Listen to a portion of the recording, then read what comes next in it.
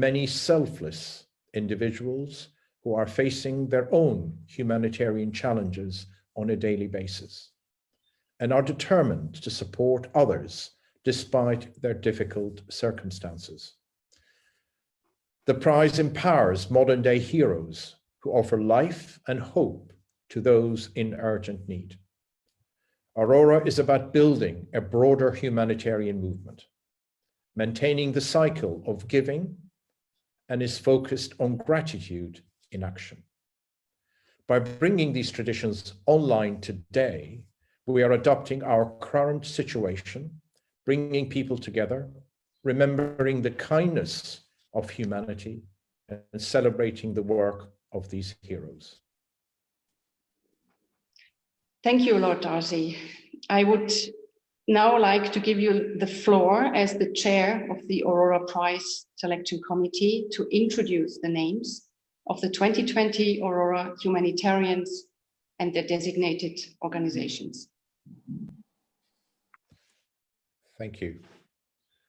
I seem to have lost you for a second.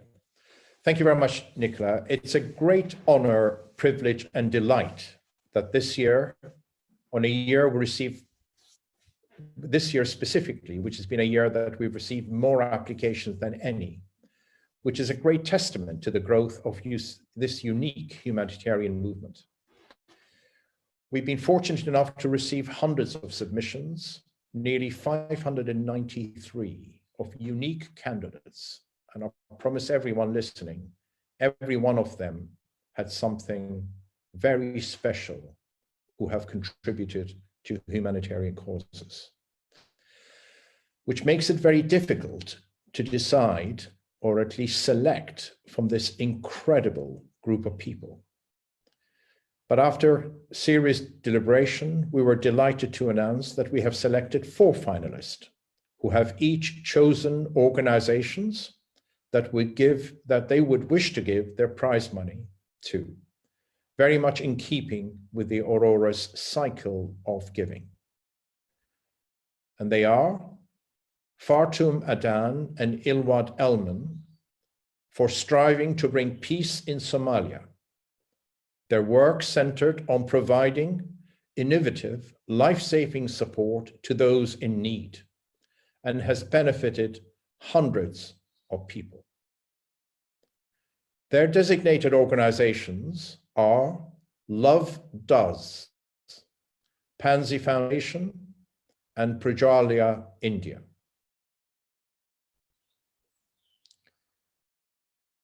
Sister Angelique Nameka for helping displaced people in the Democratic Republic of Congo. In the last decade, no less than 22,500 women received support in the Center for Reintegration and Development created by Sister Angelique. Her designated organizations are Invisible Children and Caritas. Next is Sophie Bow and Klaus Vogel for rescuing refugees in the Mediterranean. To date, their organization, SOS Méditerranée, has helped more than 30,000 refugees. Their designated organization is SOS Méditerranée. Finally, Sakina Yacoubi for providing education to women and girls in Afghanistan and Pakistan, founder of the Afghan Institute of Learning. She has impacted 16 million Afghans. Her dedicated organizations are the Afghan Institute of Learning, Creating Hope, and Women's Refugee Commission. A huge congratulations for these 4 remarkable individuals. And we will now watch a short film of their work. Thank you.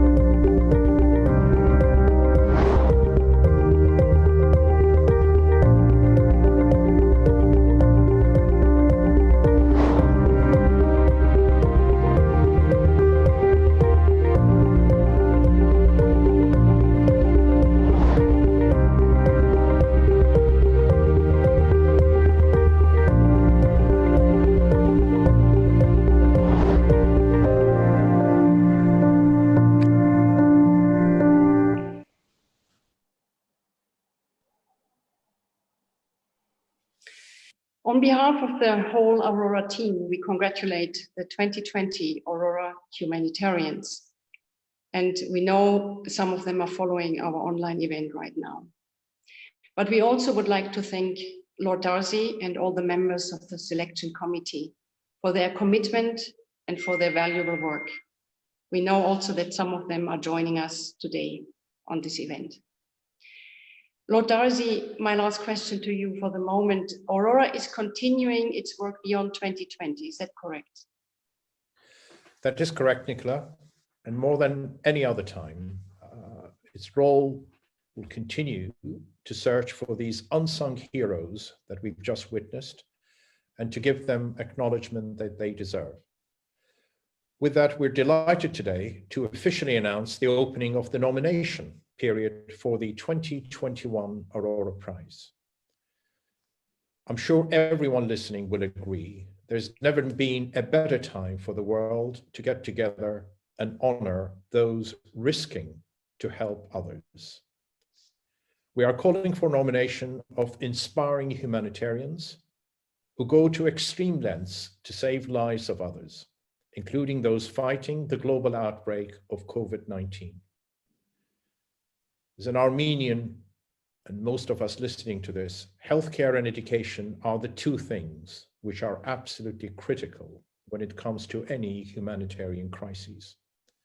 Aurora has a very strong tradition of recognizing the impact globally of healthcare workers such as Dr. Katina and Dr. Mukherjee, both remarkable individuals in their own rights. This year, there will be millions of healthcare heroes around the world. And in advance, I want to recognize all of them and say the world is grateful for their tireless work and self-sacrifice and showing the best of humanity. This is also the moment to note those healthcare workers who have lost so far in this tragic journey, and the many that we will be losing in the coming months. However, it's not just healthcare workers who are the heroes.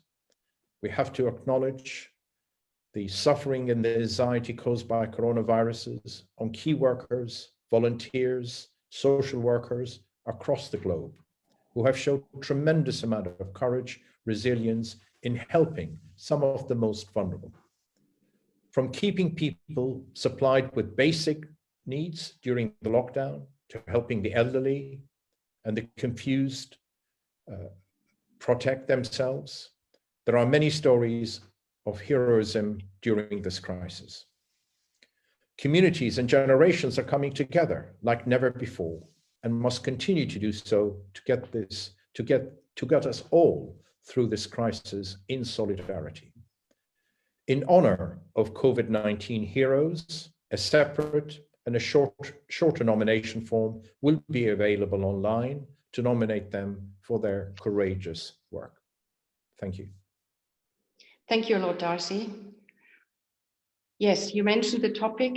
The world is in shock and disruption through this crisis. And that is why, Maggie, if I turn to you in Rwanda, maybe you can just give us an update. How is the situation in Rwanda? And more importantly, how is the situation in Maison Shalom?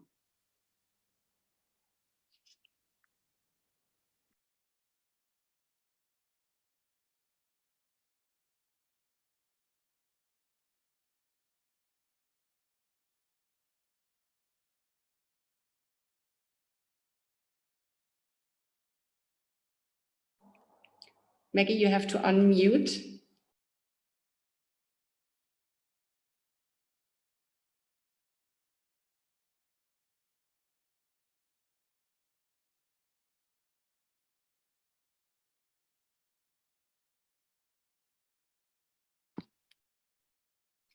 I'm sorry, yeah. For this moment, with this pandemic moment, the government of Rwanda helped since 1 month. We are in a lockdown. We don't have so many, we are lucky, so many people. We have only 155 affected. Already 87, they are now healed. And we have only 6-7 people who are ill in hospital. But you understand, a poor country with many refugees, the problem for this moment is urban refugees who lost their jobs. Then they need to be helped. Then Maison Shalom tried, and the government of Rwanda tried also to help. And today we help only 2 days. We give food to 700 people and 240 families in urban refugees. It's what we can do, but we know that love makes us inventor. We will be together, and together we can make the impossible possible. Thank you, Maggie, for this picture, and let's hope that you all come through the crisis unharmed. You just mentioned love, and I found a very nice quote from you that I would like to say. You said, gratitude in action can change also the crime into life, the hatred into love, and the indifference into compassion. Now, how could that be applied in these difficult times? What would you say? I think that if we stand up together, there are doctors, there are many scientists, and there are so many people, and we can share. We can break this indifference and create have to say compassion. I know that together we will change. Look to Aurora Prize. Aurora Prize creates brotherhood between people who had lost so much in the war, in poverty, in hatred. If all those survivors can say, okay, now I can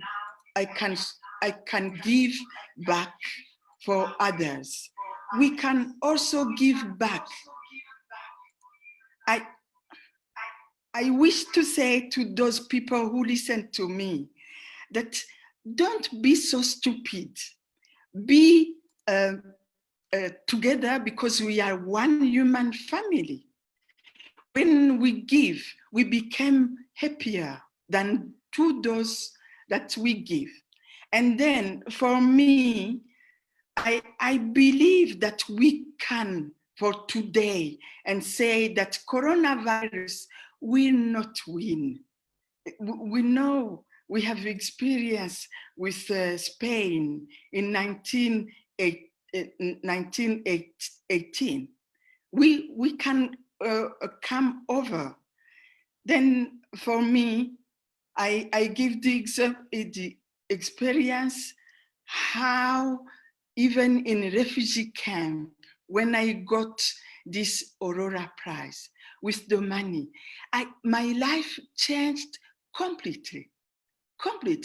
I didn't become beneficiary. I give back to those foundations. And then those foundations give back to the refugees. Now the refugee camp became a city. All those students who finished now because of scholarship, now they give back. They are helping the people in agriculture. They give those who finish in English, they give now English training. And the refugee camp became a paradise because everybody stood up. I believe, I can say that all those people with Aurora Prize, the most important it gives. It's not about money. It's about the impact. We change completely the mindset in the world. We became brother and sister. We changed the world. Thank you, because thanks to Aurora Prize, now the world can say we are one human family.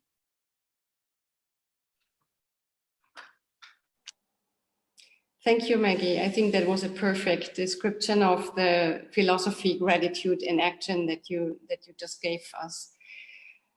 Nubar, years ago, you once said something like, Aurora was really founded on the premise that there are people who are risking their lives to save thousands of others in the worst of humanitarian crisis. And this quote sounds incredibly true today, in today's context. And I would like to ask you maybe to go a bit more into this from your perspective. Thank you, Nicola, and thank you, dear family, friends all around the world. It is indeed both a pleasure, honor, and also a difficult moment for us to be isolated the way we are on the 105th anniversary of or commemoration of the Armenian genocide, when at that time Armenians became extremely isolated as well from each other in the world. What happened 105 years ago that later became characterized as a genocide, the mass atrocity, was a man-made event. And that event thrust the Armenian people for the century to follow in a search for justice, for understanding, for recovery, for strength, and for a place in the world, a new place in the world, and a voice. At the centennial 5 years ago, the Aurora Prize in Humanitarian Initiative was launched to get a better understanding of what happened. And in doing so, we realized that in addition to the victims and the criminals, there were also at that point survivors and saviors who were born. And the human spirit that motivates people to save others is one that very few of us have experienced, but many Armenians are the beneficiaries of. And as we looked into that concept, we realized that to honor those saviors, we needed to do nothing more than to find modern day saviors. And that's what launched the spirit of Aurora. Now, we're living at a time when that same spirit is being thrust upon all of the world. There are modern day saviors in every community, and there are survivors who can't understand why this is happening with the virus and the senselessness and the despair that Armenians felt 105 years ago. And so while I don't want to create an association between what we're living in the world and what happened to Armenians, I can't but point out that while the perpetrator is different, the effect is much the same, and the scale is now global. And the reason I bring that out is because our mission of bringing the world's attention and humanitarian aid to these situations is particularly appropriate and should be understandable in every family, in every corner, given what's happening. We talk about gratitude in action. It can't but be that when one's life is saved, they are filled for generations with a sense of gratitude. And we live at a time when that gratitude can be expressed in humanitarian actions, in helping others everywhere. So while last year, a lot of you watched Aurora and thought, well, it's good that people are doing this, we support them. And of course, we're so far from the places where these actions are being taken, but we appreciate meeting the people, hearing their stories. Well, for everybody that's listening, you can be a humanitarian today because the need is there right around the corner. So sorry that I'm a little bit moved by this, but I think the message is that the spirit of gratitude can be as much of an infection as a virus. It's an infection for good, not an infection for bad. And that's the message that we really want to bring to the world. So in deciding to go forward with the event today, it was a sense of responsibility that we are commemorating something that is being in part relived, and we ought to be the voice that brings this to the world's attention.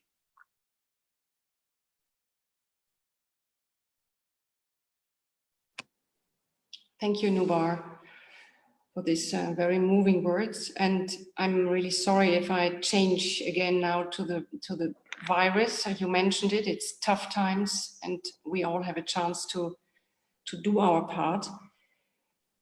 There are a lot of eyes on you these days, Nubar, because in this crisis, there is also hope. And one of this is the promising process of developing a vaccine against the coronavirus. And that is happening through one of your companies, that is Moderna Therapeutics. And I know that I'm asking this because I know a lot of people ask themselves, and the news is full of it. The question is, developing and successfully testing a vaccine is one thing, but let's say, how long would it go until a country like Armenia would have access to a vaccine in these days, in this crisis? Well, Nicola, the topic of developing, whether it's better tests, better treatments, and better vaccines or vaccines for this disease, is one that is consuming scientists all over the world, tens of thousands of them. And while they may not be able to care for patients, they are caring for the future patients by enabling the technologies that we so desperately need. I have described what's going on today as essentially a biological battle between the social nature of human beings and the invasive nature of a virus that transmits itself exactly because of our social nature. And this is kind of a fairly, it's certainly precedented, but it's unprecedented in our modern times, certainly in the last century, in its scale. And because we have so much more mobility, we have to defend ourselves with better and better technology. The isolation we're all feeling is a first step, but of course the whole world is working on and hoping that a vaccine or multiple vaccines can be developed, and we have the burden and opportunity to be one of the companies that is working on this. There's a lot of uncertainty. This is no different than the kind of aid that is needed, for example, to be brought to bear on refugee crises. People do whatever they can to help the situation, and in this case, it's science that tries to help. In terms of countries like Armenia, I can tell you that the effort that is underway is meant to be addressing the whole world. It is the case that we live in an uncomfortably nationalistic time, and various countries, especially powerful ones, seem to be more interested in defending their own interests than the whole world. But in the end, I'm quite sure that the population around the world will demand solutions that are available to everybody on the planet. I think this whole crisis will bring people together, remind people why we need institutions that are global institutions that came about in the last century that seem to be weakening. And it will be the responsibility of international institutions such as World Health Organization, such as the Gates Foundation for certain countries, CEPI, which is a big vaccine alliance. We are certainly, as are others, working with all of them to make sure that vaccines reach every country. And of course, since we are Armenians, Armenia is a beneficiary of that as well. And so this is an international crisis. It needs international solutions. And I think people should realize that we do have as humans the capacity, the finances, and we're going to have to help each other make it through this uncertain period until we can recover. And then, as Ara said very eloquently earlier, we have to pledge not to have this happen again. And these kinds of catastrophes are in fact avoidable. This may not be man-made, but it doesn't make it unavoidable. We can avoid these things, we can prevent these things, and I very much, coming out of this, and many colleagues are committed to taking a pledge of never again, just like these pledges were taken post the Holocaust, post the genocide. Unfortunately, not as effectively as we would like history to record, but nevertheless, we'd really have to do that for this type of a crisis as well. Thank you, Nubar, for this cautious assessment on the vaccine question. I would like, after this topic of COVID and crisis and Corona, I would like to come back to today, to the 24th of April. It is a sad day. It is a day full of remembrance and mourning. And we titled this discussion, Aurora Standing in Solidarity. And Ruben, I would like to ask you, what does this mean to you?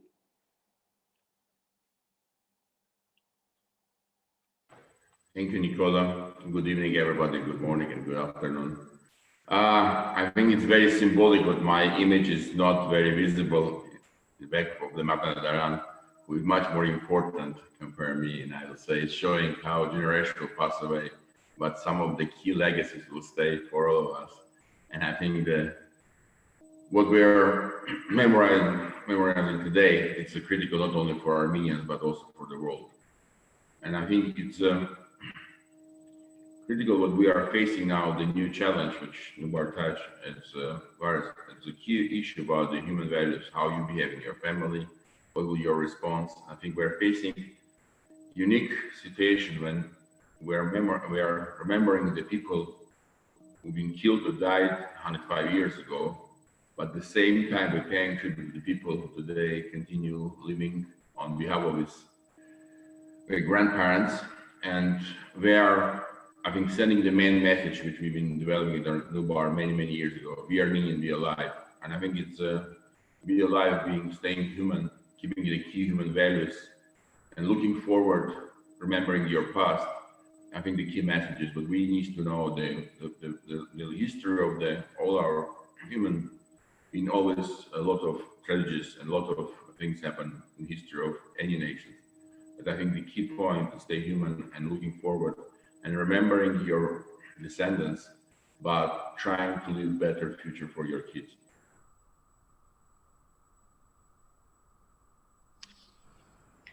Thank you, Ruben. That is already taking my next question in a way, because on one side we are have a 5th anniversary celebrating 5 years of Aurora.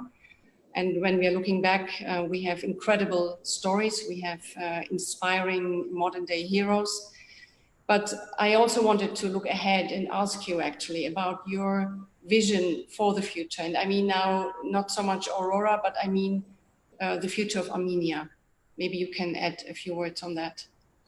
I'm happy to say our main answer to our enemies and our friends who've been helping us, what we can do, not only remember, but become strong, successful, and happy nation. And I believe this will be best what we can do against the always type of the declining or rejecting the story of what happened 105 years ago. Our main answer to this will be, we will be best, successful, happy nation who will really help others and contribute to the world, doing something important to make the world better.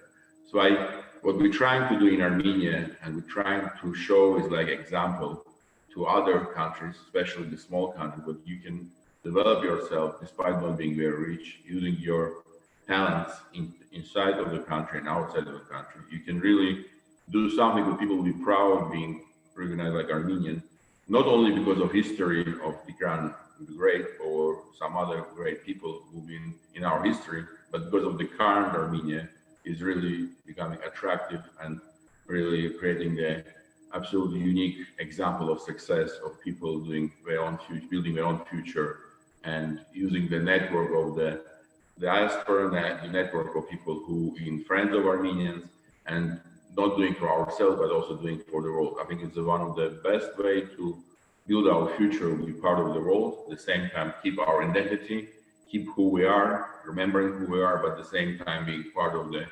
global movement to trying to make this world better. And so I would try to do in our projects in Armenia with last 20 years. This year we're also celebrating Armenia 2020 project, which was been started with me and Vardan, many our friends and our families 20 years ago when we started to think about future of Armenia. And I'm happy to see a lot of things have been achieved, a lot of things we not achieved, but we've been doing it with our friends and partners. And I would say thank you all our colleagues and partners support our projects, and we can see something which we've been doing. It's giving some results back to the Armenia and also to the world. And I hope this is the best example to building future, knowing your past and relying on your past.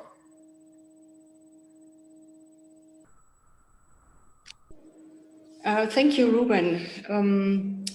We actually have time now for questions, to answer questions. And I would like, Ruben, just to add a question that came in and that is fitting perfectly to what you just said. The question is, as a philanthropist and an entrepreneur, what changes do you think we'll see in the field of humanitarian work after the COVID-19 pandemic is under control? And of course, also the other panelists might answer, but I think, Ruben, you have your thoughts on this.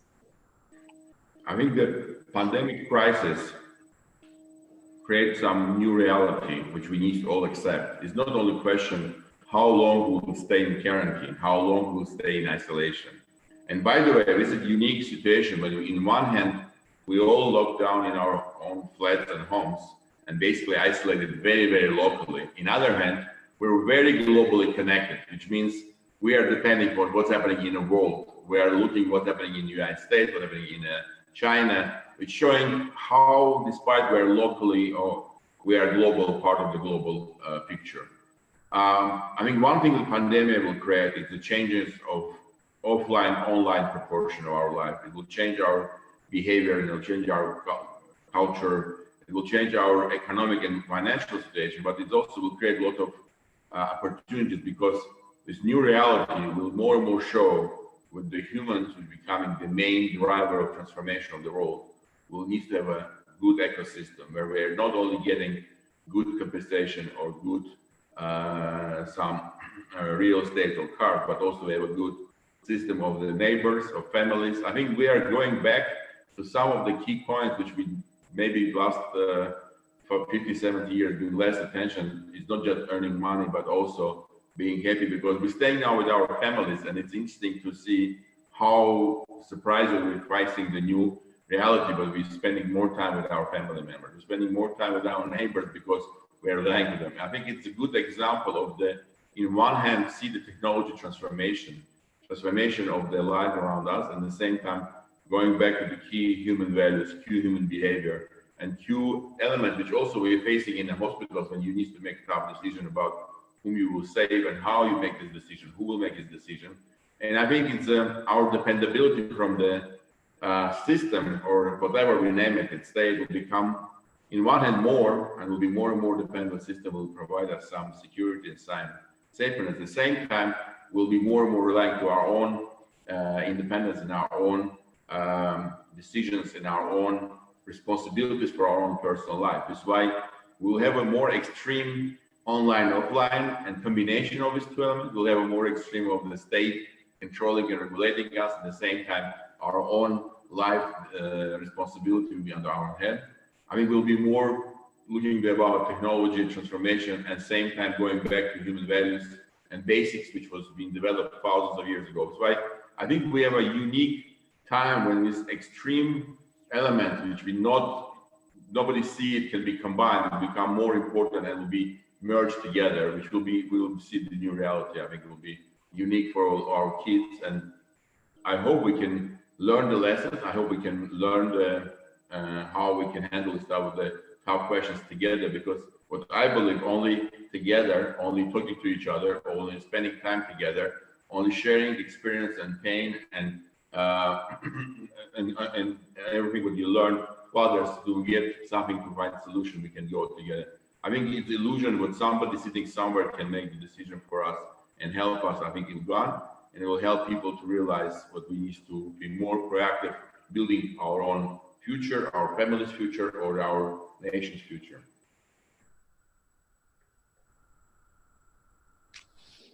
Thank Nicola, you, Ruben.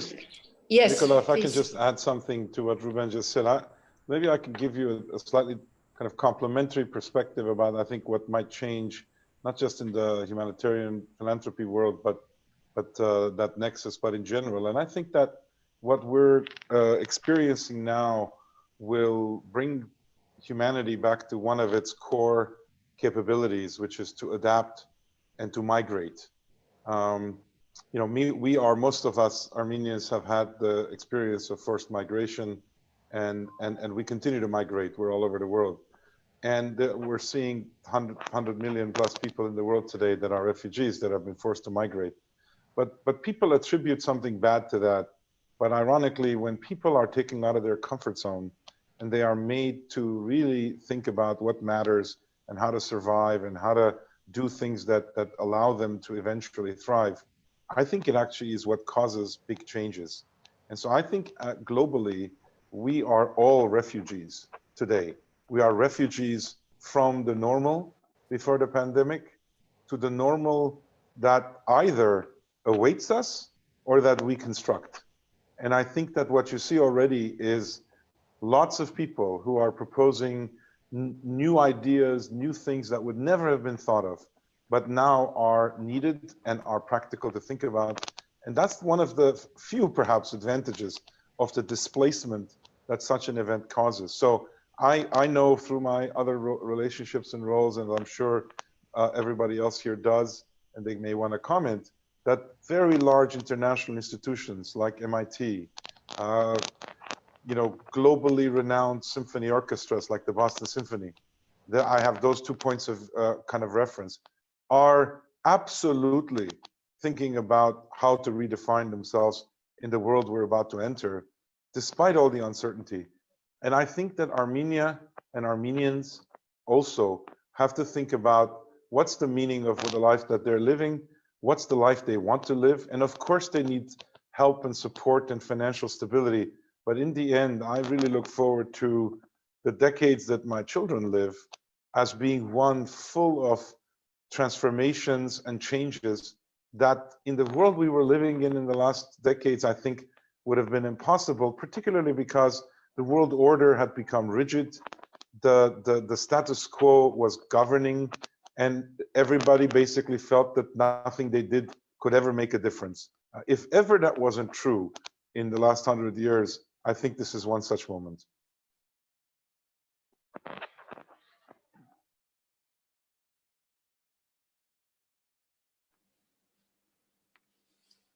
I'm not sure, Vardan, you wanted to add something?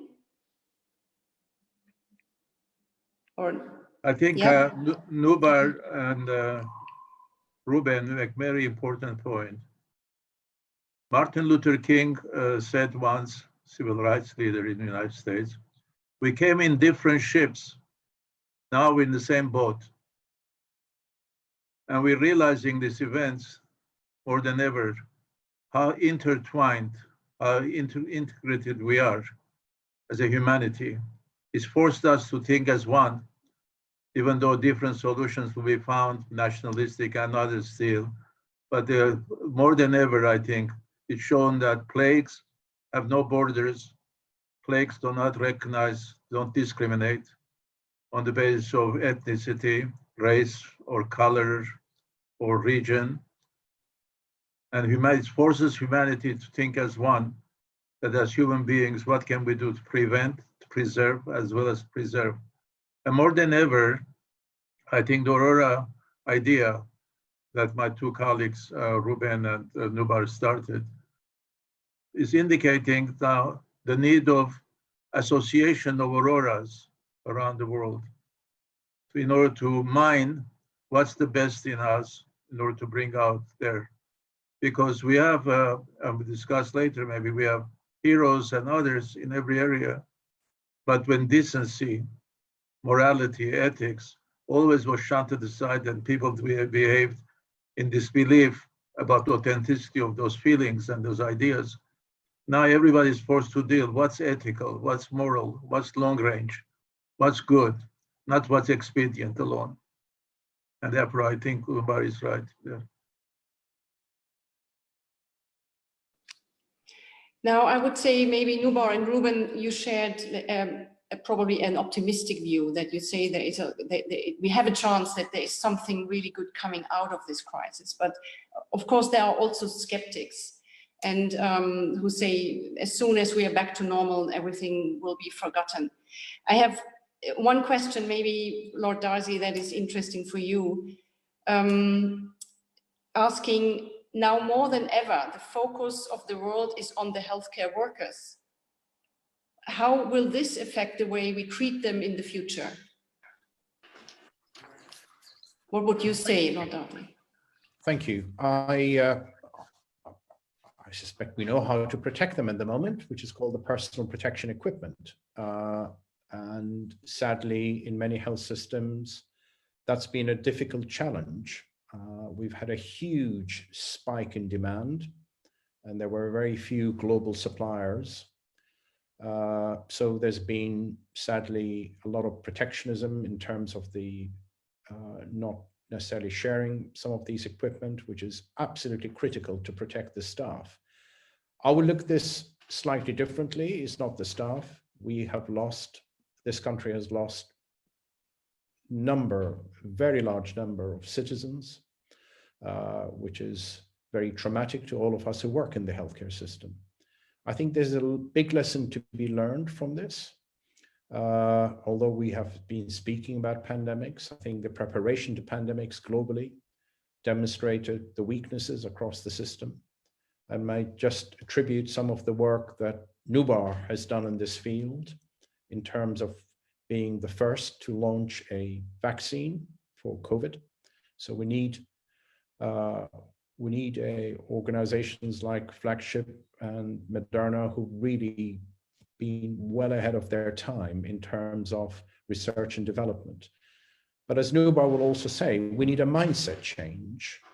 We need a mindset change. As an article he published recently in the Boston Globe, we need to think about health as one of our securities. And health security is something that we all need to think through once the COVID postmortem has happened. We need to be much better equipped. We need to be much better, much readier in terms of therapeutics, vaccines. And we also need to develop technologies that will protect us from such virus, or at least a virus turning into a pandemic as it happened in this situation. So there are many, many lessons to be learned, but the most important one, back to your question, is what could we do to our staff?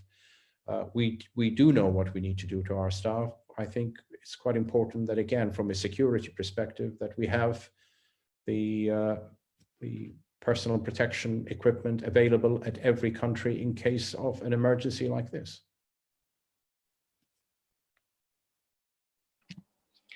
I think, if I might add, the question goes also into the direction of will we acknowledge the role of caregivers overall more after this crisis? It has a lot been said and written that it's mostly women.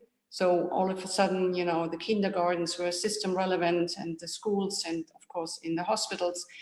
Will that be sustainable? What do you think? This feeling of gratitude towards this staff? Yeah, well, caregivers, I mean, let me start. There are very large groups of people who provide care in the community. I'll start by acknowledging first the lack of support that we've seen, at least to the staff in social care, in nursing home, in care homes. That's been, Europe certainly has been hit very badly with this, as you will know, in terms of the isolating people in nursing homes, the ability to test for infections in nursing homes, the ability to protect staff working in nursing homes was another serious issue. We've lost a significant number of staff working in care homes, which is a serious issue. So yes, there's been a lack of confidence, as we've seen in some European cities, like certainly in Spain, where people just left the nursing home and many of the elderly were left alone in many of these care homes. So we're just seeing the opposite of what Aurora stands for. So, but these things do happen if there are serious concerns and grave concerns. So I think our approach to community, societal level approach to community will have to change, whether it's a care home, whether it's a school.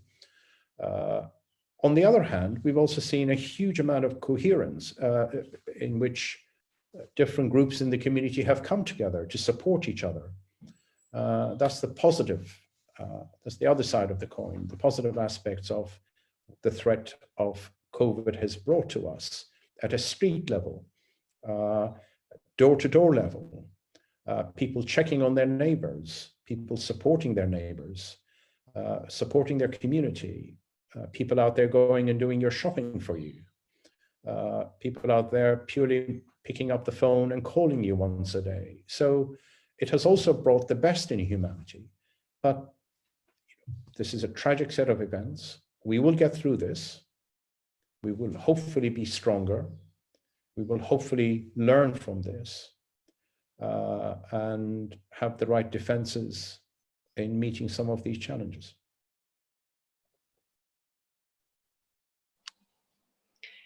Thank you, Lord Darcy. If there is no other comment on this, I would go maybe to another question. Ruben, yes? I think what we will face, I think it's very important to going back to the respect to main profession, teacher, doctor. I think it's one of the things that's happened last 40, 50 years.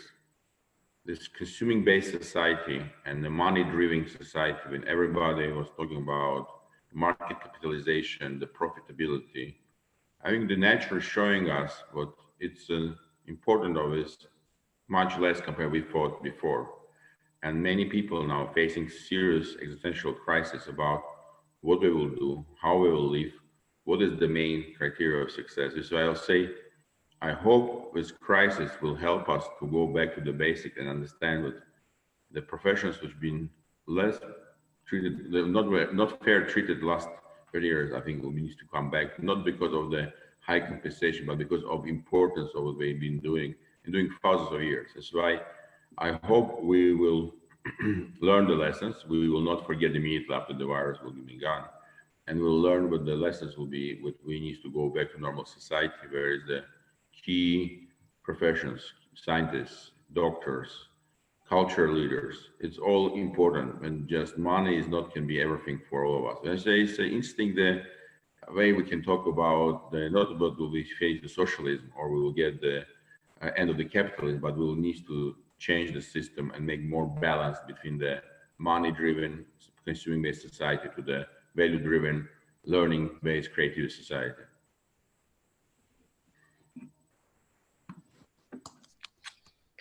Thank you, Ruben. I have another question. It's a big question. I'm not sure who would go after it, but there is someone asking from an educator's perspective, why has the history of humanity seen so much violence and hatred despite them bringing no solutions? And what can be done to change that? How could solidarity be demonstrated in everyday life?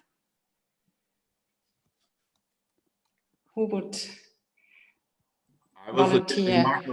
Margaret, I think the best example of showing what it means for a real day-by-day life. She was the best example for all of us. Margaret, we all love you. I love you.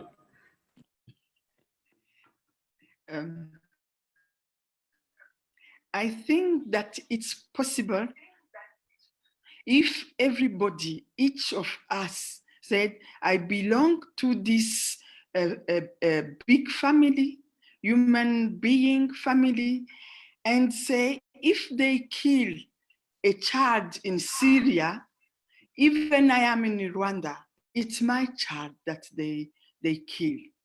And the system, the whole system, I think, UN organization, they must think that they can't be just in indifference and spend money in stupid things. Why they kill each other? I know in my country, I suffer with the war.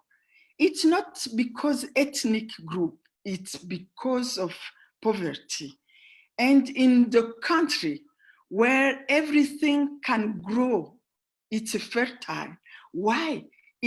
We must have another mindset in education. Like I can say Mandela had said, if we want to change the world, then we put the money in education. If we educate people, then we will change the world in paradise. It's because of those people who are not educated with human values, compassion, integrity, and also because there is richness, enough richness to feed everybody. It's not because of poverty. It's because we spend money in stupid things.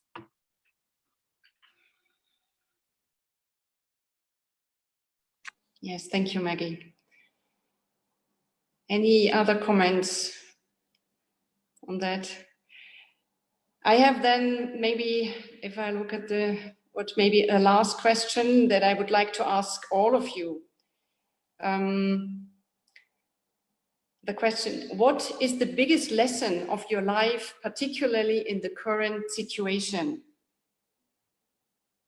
What is the biggest lesson that you personally learned during the last weeks, months? Well, maybe I'm happy to jump in because this is one of the things we've talked about many times in the past. And I want to just bring to this discussion, maybe not as much of a lesson as just an observation, is that, and the question that was just asked that Maggie offered some thoughts on also speaks to this. It may be part of the human condition that through competition, through discord, through many other forces, we are constantly being forced to survive and being forced to kind of become reborn. And I say that because, I'm standing in front of or pictured in front of the symbolic Mount Ararat, which really represents the whole historic sense of second chance. It seems like our lives are made up of moments, it's not a continuity, but moments that bring us close to one or another form of survival. And the question becomes, what do you do with the second chance? Some people lose their meaning of life when they are surviving because they become completely destabilized. But other people fill that void with a new meaning of their life. And I think that, we've talked many times about the Armenian experience, one of going from surviving to reviving to thriving.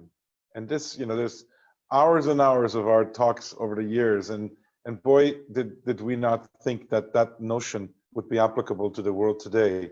I say that in the sense that as we are going through the current crisis, the world is very much in survival mode. There are some people who hope it goes back to the way it was before. But there are other people who realize that we're going to enter a phase of reviving. And by reviving, I mean to recreate the life we want to have, to recover. And Armenians went through that after the genocide for decades and decades. We were revived all over the world. People took us into their countries. We learned their languages, their cultures. We competed. We helped their countries. And that revival period will be the case in my view. And out of that will come new art forms, new science, new education, new lots of things. But I want to just say that to me, the observation is just how often in history we end up through survival moments, entering this journey of revival, redefining our future. And then all that takes us to where we thrive. And somehow, some way, it seems that when we thrive for a period of time, survival becomes knocking on our door. And the question becomes, what do we do with that? And I think we're at such a moment now. So we have the ideological template. It's going to be hard work. It's going to be a lot of collaboration. but I feel like this is part of almost this, people call it, it's, you know, renewal gives it a positive image. I don't mean that way. It's had a lot of death associated with it, or struggling and suffering, but we are at one such moment. That would be my observation of the moment.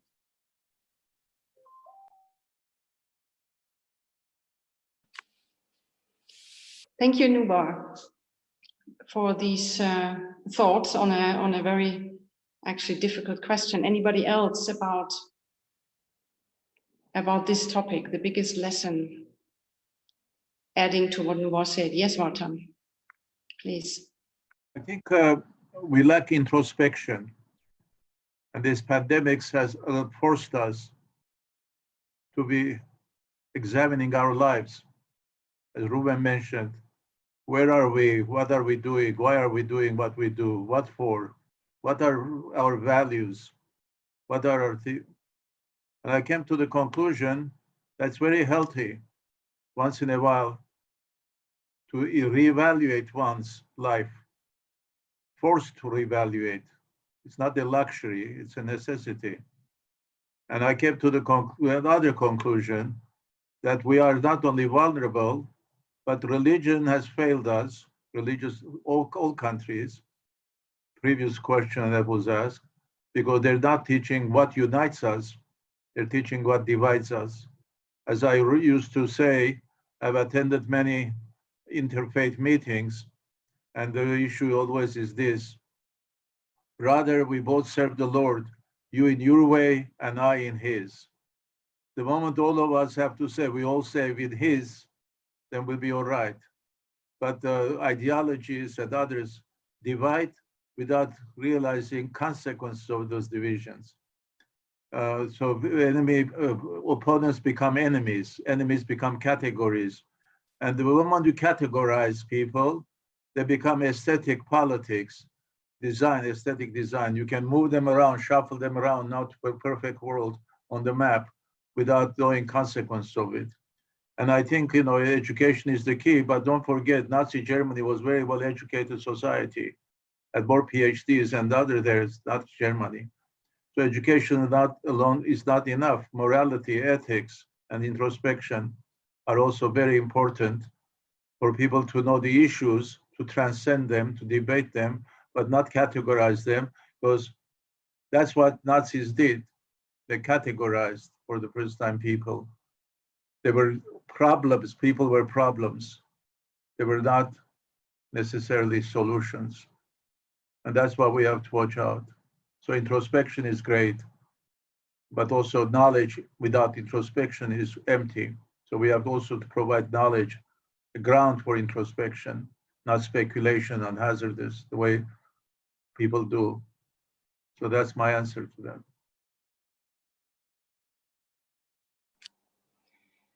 Thank you very much, Vardan. I have a look at the time and we have to wrap up our discussion. We started our talk with Vardan's thoughts about survival and the responsibility that comes with it.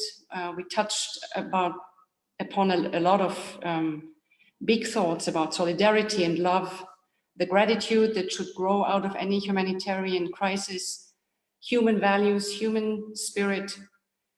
And last but not least, we honored the heroism of our 2020 Aurora Humanitarians, but also of the many unsung heroes of the COVID-19 crisis. In closing this discussion, I would like to quote another saying of Vardan. Vardan, you said, "I did not know there were so many who qualified to receive the Aurora Prize. And the pity is we only have one prize to give." And Vardan, if you allow, this reminds me a bit of a saying in Galileo, Bertolt Brecht's play, who says, "Curse me the land that needs heroes." And then his pupil, Andrea, says, "Bless the land that needs heroes." Yes. Vardan. Yeah, that was my quote also, quoting Galileo, Brecht and Galileo. When I was in elementary school in Tabriz, Iran, I went to Armenian school when there was Soviet education. The class in elementary school there was a line, there was fire, and this person goes, puts out the fire. The reporters say, "What's your name?" He said, "Just tell a Soviet citizen."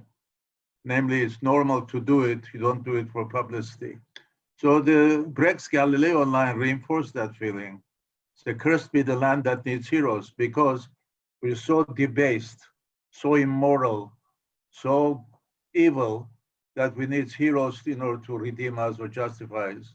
Hero becomes a kind of ornamental justification, so forth. So mindful of that, I would say blessed are the lands that have heroes, because they not only reminds us what's good, but they practice actually what's good.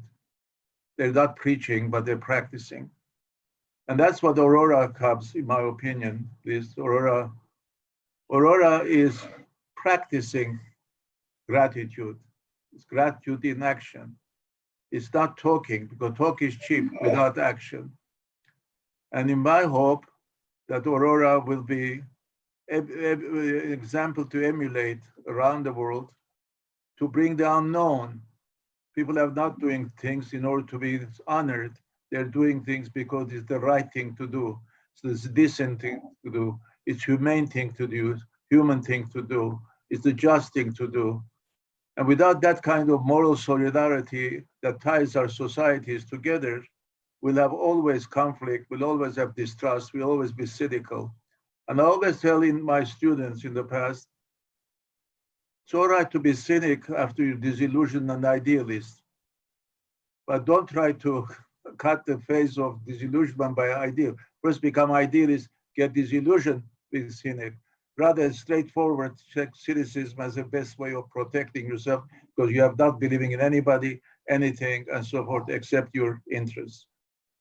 So I am very hopeful that Aurora's example already will bring out, or my only regret is, as you read, we do not have many many heroes now that nobody knows we have. Real heroes, not seasonal heroes like athletes, and are real heroes who endure and provide role model for our many children and those families. It's my hope that Aurora will be emulated, forming an association of Auroras in the world in order to bring the best in us, which is hidden, in order to provide role model and inspiration, and also hope for humanity's future. That we're not merely consumers, entertainment units and sales units, but we're also spiritual beings, rational beings with aspirations, dreams, and other things to be and to become and to do. And that's my hope will be about Aurora, that this example will be copied. And also Aurora is a great tribute to Armenia. We're a small nation, but full of legacy, and we don't forget our gratitude. And it's time for us to express our gratitude to all who have helped Aurora, but also all who will help their Auroras in order to bring reawakening of humanity, reawakening of conscience of humanity. Because preaching is not enough, practice is going to be very much. And Aurora does both the idea and the action. So I'm very proud to be part of the Aurora founders, Ruben and Nubar, and all the others throughout Russia, Armenia, Georgia, Latin America, Europe, that help Aurora become Aurora and bigger, but more importantly, to play a major role in awakening human conscience. Because values without, Pascal once said, science without conscience is an abyss. And the same thing, power without conscience is an abyss. And Aurora has to promote both moral, ethical, as well as universal values in order to be credible. It brings great credit, in my opinion, to Armenia, that Aurora is based in Armenia, but is acting and so forth on behalf of Armenia. Because after all, we are part of humanity. We're a universal nation rather than parochial nation, as Ruben Nubar mentioned. We've been everywhere. We've suffered everywhere. We've built everywhere. The time has come now also for us to concentrate on Armenia as a strong base, so can give humanity what it owes in gratitude, namely to awaken humanity. Thank you. Yes, Ruben, please. And also a few words, just, okay. If I may say, also just echoing what Vardan said, I want to say thank you for all the people who've been involved in our Aurora Humanitarian movement. And I think it's amazing to see the number of people who've been engaged and contribute to this project, like donors, which we all appreciate being part of the supporter and partners to us, the experts, which worked hardly to identify the heroes, the volunteers, thousands of volunteers, young Armenians who've been working with this whole project in Armenia, the team who will work in our Aurora team, I want to say thank you. The selection committee members who've been dedicated to this, the laureates and finalists who become friends. And I think it's one thing which I learned, you asked this question, I didn't answer, is, well, the one man is nothing, one woman is nothing. They're only together we can do something. And I seriously believe this is the best lesson that we can all learn. Stand alone, aloneness is no future. We know it's in 2030 in Europe, 45% will be alone. We have a Edelman agency started a new barometer of aloneness, which means people will stay alone without anyone. I think we are going to go back and build a trust with people who can do something together. Only together we change the world. Only together with building the trust and dream of doing something good, we can really make significant transformation and really make something. That's why I want to say thank you from my side on behalf of the founders, also the people who've been together with us doing it all these years. And I'll say highly appreciate feeling that I'm not alone. And this crisis, by the way, it showed more importantly how staying at home, you feeling you're not alone, because you have friends of thousands of friends in different parts of the world who together continue doing what we have been doing many years already.